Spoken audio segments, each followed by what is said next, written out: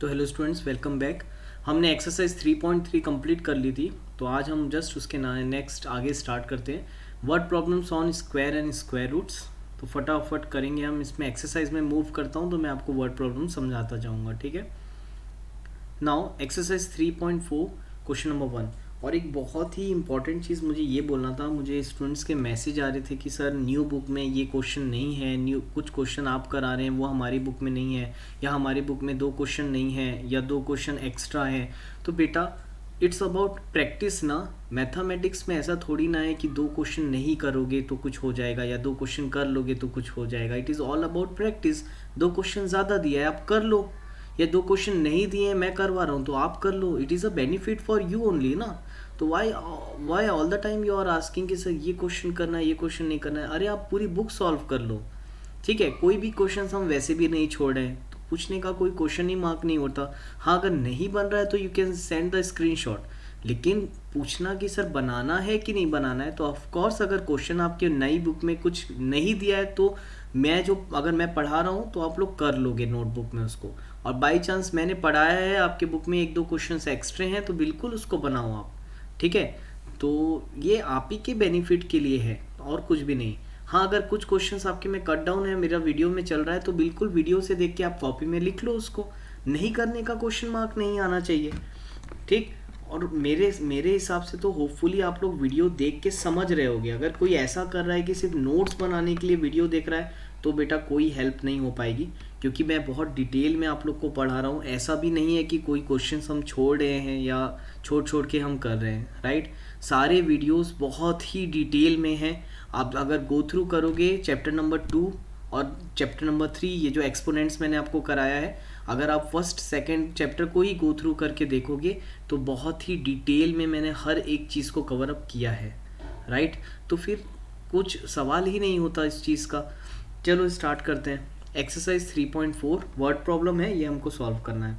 Now first question हमको दिया हुआ है, find the smallest square number which is divisible by each of the following number. Again one of the most important question from this exercise. Find the smallest square number which is divisible by each of the following number. हमको एक smallest square number निकालना है जो इनमें से हर एक number से divisible होना चाहिए। तो आपको कुछ नहीं करना है, आप जस्ट ये 3 नंबर का एलसीएम निकाल दो। तो चलो हम देखते हैं। अगर मैं 5, 9 और 15, तो आप तीनों नंबर का एलसीएम निकाल दो। तो एलसीएम निकालना आता होगा आपको, 5, 9 और 15, राइट। 5 है कि 6 है, एक मिनट लेट मी चेक। 6, 9 और 15 है, ठीक है।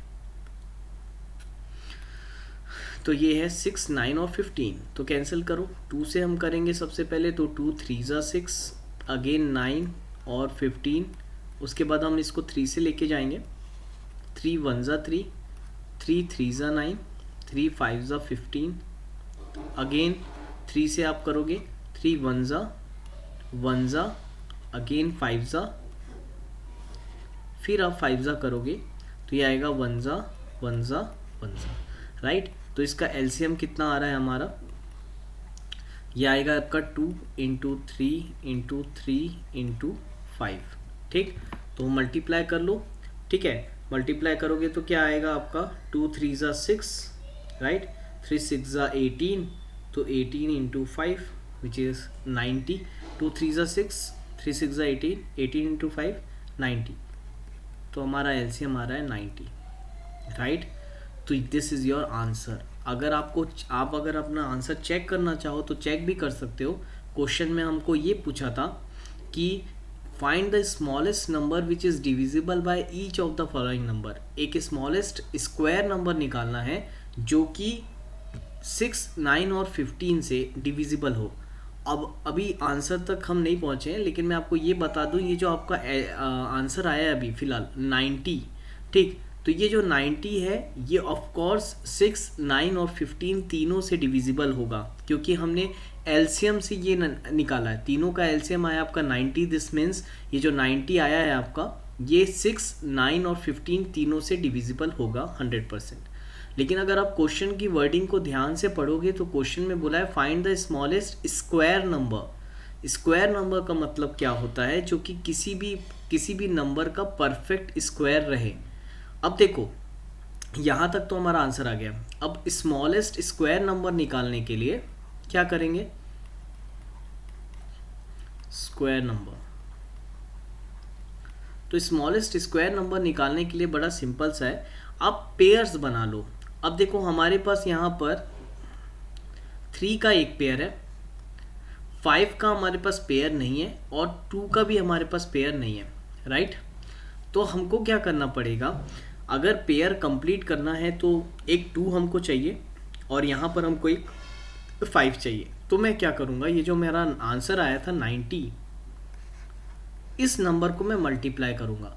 मुझे क्या चाहिए था, एक 2 यहाँ पर मिसिंग है। अगर एक 2 यहाँ पर आ जाता तो हमारा 2 का पेयर कंप्लीट हो जाता। तो मैं क्या करूँगा, मल्टीप्लाई बाय 2 कर दूंगा। अगर मैं मल्टीप्लाई बाय 2 कर देता हूँ तो मेरे 2 का पेयर बन गया। अगेन यहाँ पर एक 5 मिसिंग है, तो मैं क्या करूँगा, इस नंबर को एक 5 से भी मल्टीप्लाई कर दूंगा। अगर आप ऐसा करते हो तो क्या होता है कि आपके ये पूरे पेयर्स कंप्लीट होते हैं। और आपको मालूम है अगर पेयर्स कंप्लीट हो गए इसका मतलब ये नंबर परफेक्ट स्क्वायर आएगा। तो चलो देखते हैं ये कितना हो जाएगा, 5 2 10 यानी 90 into 10 which is equal to 900। That is your final answer, right. तो मैं यहाँ से आंसर हटा देता हूँ। तो that is your final answer which is 900. So 900 is the smallest square number जो कि 6, 9 और 15 तीनों से डिविजिबल होगा। ठीक, तो ये चीज़ याद रखना। सिंपल क्वेश्चन है, बस क्वेश्चन को समझने के लिए थोड़ी सी कोशिश करोगे आपको बिल्कुल आसानी से समझ में आ जाएगा। 6, 9 और 15 से 90 डिविजिबल होता है। अब हमको क्योंकि स्क्वायर नंबर निकालने बोला था, हमने पेयर को कंप्लीट किया, जस्ट मल्टीप्लाई कर दिया। So this 900 is your final answer, right. तो हम आगे बढ़ते हैं नेक्स्ट क्वेश्चन की तरफ। ठीक, चलो moving on towards next question, that is question number 2। Now second question read करो। Find the smallest number by which 5392 must be divided so that the quotient is a perfect square. Find the square root of the quotient. Now this is a very good question. Again mark it as an important question और इसको star mark भी लगा लो। बहुत बार इस particular question में student से गलतियाँ होती हैं। ठीक, तो एक बार वीडियो को पॉज करके आप खुद ट्राई करके देखो, उसके बाद मैं आपको इसकी इक्वेशन बताता हूँ। ठीक, तो होपफुली शायद आप लोग से बन गया होगा। चलो देखते हैं। Find the smallest number by which 5392 must be divided, right. तो हम सबसे पहले यहाँ पर स्टार्ट करेंगे क्वेश्चन, मैं यहीं पर लिखता हूँ। सबसे पहले अपन स्टार्ट करेंगे कि लेट द, बोला है the smallest number by which this must be divided. तो let the smallest number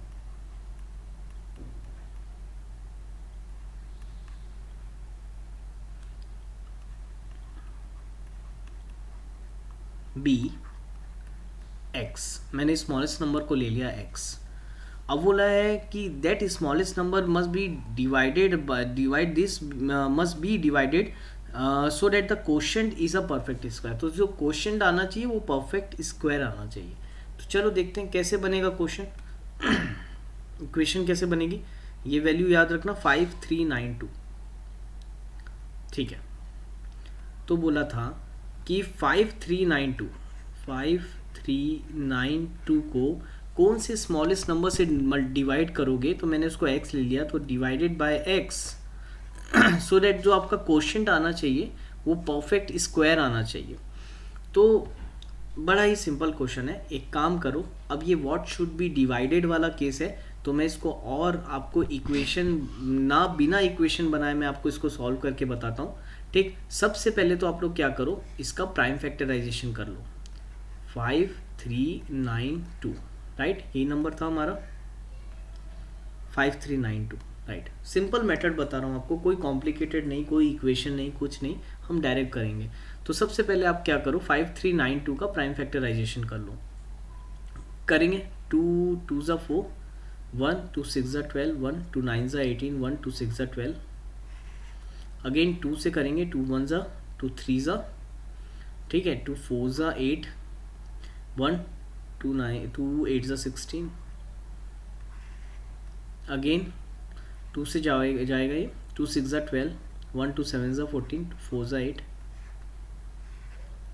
again 2 3 ज़ा 6, 2 3 ज़ा 6, 1 2 7 ज़ा 14, अब आ गया ये 337। मेरे ख्याल से ये प्राइम नंबर होना चाहिए, आई थिंक सो। एक बार मैं चेक कर लेता हूँ, आप लोग भी चेक कर लो। 337 मेरे ख्याल से 3 से तो नहीं जाएगा, आपको 3 का डिविजिबिलिटी रूल मालूम होगा। ये सारे नंबर को आप सम करके देख लो, तो मेरे ख्याल से 3 से डिविजिबल नहीं है, 7 से भी नहीं आएगा, 11 से भी नहीं है, एंड 13 से भी नहीं है। ठीक, तो फिलहाल ये किसी से नहीं है, मेरे हिसाब से प्राइम नंबर है, तो मैं ये 337 वन ज़ा ये किया। अब वो ये बोला है आपको, अब देखो मैं आपको डायरेक्ट सिखा रहा हूँ। क्वेश्चन की वर्डिंग कुछ ऐसी थी कि 5392 में से ऐसा कौन सा स्मॉलेस्ट नंबर हम डिवाइड करें। तो याद रखना, जब भी इस टाइप का क्वेश्चन आता है कि ये नंबर को हम ऐसे कौन से स्मॉलेस्ट नंबर से डिवाइड करें ताकि जो क्वोशिएंट आए वो परफेक्ट स्क्वायर आए, तो याद रखना डिवाइड का मतलब इस प्राइम फैक्टराइजेशन में से हमको नंबर हटाना है। ठीक, डिवाइड का मतलब हमको नंबर को हटाना है। और अगर बोला रहता कि which number must B multiplied, जैसे इस क्वेश्चन में, मैं आपको क्वेश्चन से ही समझाता हूँ, ज़्यादा बेटर है। जैसे यहाँ पर बोला था find the smallest number which must be divided, अगर डिवाइड के जगह मल्टीप्लाई लिखा रहता तो इसका मतलब हमको यहाँ पर एक नंबर को ऐड करना पड़ता, और डिवाइडेड लिखा है इसका मतलब हमको यहाँ से एक नंबर हटाना है, एकदम सिंपल लैंग्वेज में। ठीक, तो देखो आप बताओ ये प्राइम फैक्टराइजेशन में हम ऐसा कौन सा नंबर हटाएं ताकि ये एक परफेक्ट स्क्वायर बन सके। तो इसके लिए आप ध्यान से देखो, सबसे पहले तो पेयर बना लो। अब अगर मैं पेयर बनाता हूँ तो ये मेरा 2 का एक पेयर हो गया, और यहाँ पर मेरा ये 2 का एक पेयर हो गया। 337 का कोई पेयर है क्या हमारे पास? नहीं है।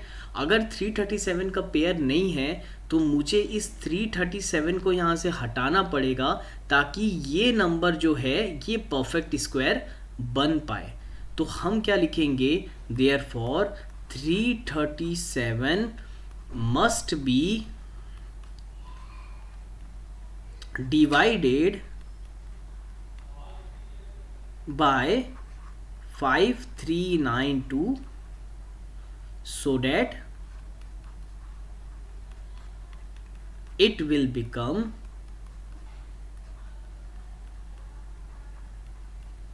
a perfect square।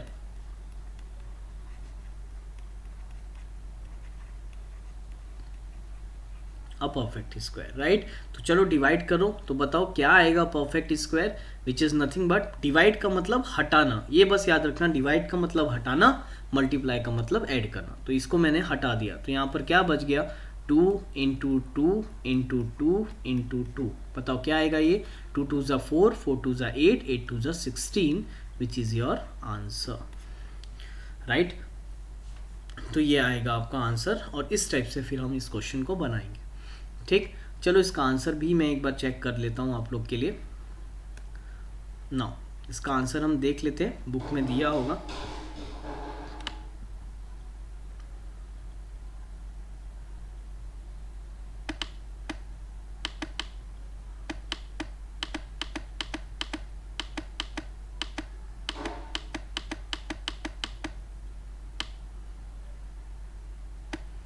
O sorry, आपके में एक्सरसाइज के पीछे 3 के, ठीक है, एक मिनट।